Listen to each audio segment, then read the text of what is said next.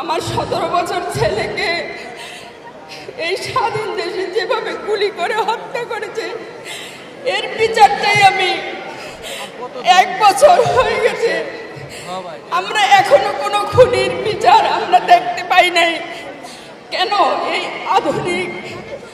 আধুনিক যে আমাদের দেশ, গলিতে গলিতে সব জায়গায় সিসি ক্যামেরা আছে, আমাদের গোয়েন্দারা আছে, কেন উদ্ঘাটন করতে পারে না যে আমার সন্তানরা এভাবে প্রাণ দিল?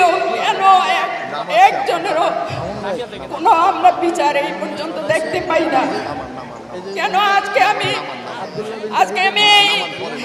আমার ছেলেকে হারিয়ে একেবারেই একা নিঃস্ব, কিন্তু যখন আমি আপনাদের সামনে আসি আমার মনে হয় সব ছেলেরা আমার একটা সমুদ্র হয়ে বেঁচে থাক, সব ছেলেরা সমুদ্র হয়ে বেঁচে থাক, সব ছেলেরা সুন্দরভাবে পরিচালনা করুক, এটা আমি চাই।